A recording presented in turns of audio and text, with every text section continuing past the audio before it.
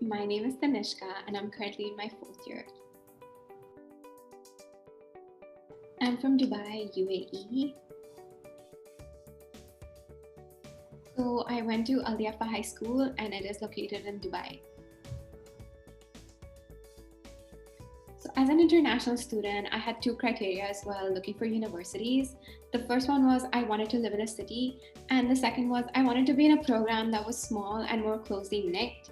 And EUC ticked both my boxes. In addition, I was lucky enough to do a campus tour before making a decision. And when I visited York and our faculty, I definitely pictured myself there. So I've always been interested in learning about issues related to the environment. I wanted to study the environment so that I could find solutions to the existing problems and contribute towards making a positive change. So in high school, I decided to choose environmental studies as one of my subjects in year 12. And I was also part of the student council. I was an environmental president. So I wanted to develop this passion further by studying environmental studies at university as well. So initially, I was overwhelmed. The transition from high school to university included moving countries, meeting new people, adapting to a different way of education, and even adapting to a whole other climate because I was living in an extreme heat and I had to move to an extremely cold country. So that was one of the other challenges as well. But at the same time, it was super exciting because it was a massive change and I was looking forward to it. So if I had any advice for first year students, I would say don't be afraid to ask questions. Communicate about your doubts and the queries that you have with your advisors, your professors, your TAs, and also make friends in the program because the more people that you know, the better it is in the long term.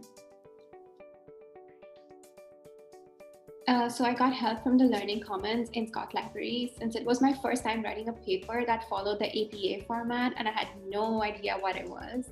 And in addition to that, I also visited the Writing Center and I got help on an assignment which ended up getting published in Excalibur, which is York University's very own newspaper. It was a good balance because I used to work on residence somewhere between 6 to 9 hours a week. And it was enough for me to balance school, make some money, cook my meals, hang out with friends, do my laundry, and everything that comes along with being a student, you know. So my favorite part about EUC is that everyone is so friendly. The professors, your TAs, the staff, the students, everyone is more than happy to help or even strike a conversation. So York is a melting pot of cultures. You will meet people from all over the world, and that's what makes it so great. So I did live on residence until the pandemic struck and I had to move out, which was unfortunate. But residence is where I made most of my friends and most of my memories, I would say. And even though some of my friends have graduated, we're still in touch and we meet and call very often, which is great. And that's something that is really close to my heart. And I'm so thankful that I lived on residence because of that. I would definitely recommend someone to live on residence, especially in your first year, because that's when you're new and you want to meet new people. And it's a great place to socialize and hang out as well. And my advice, if you're living on residence, is definitely join Residence Council because it's a great place to build a network and you can also have fun activities outside of school. So for my electives, I decided to take Spanish in the beginner, intermediate, and advanced level while completing my degree. So it was great for me to be able to learn a new language.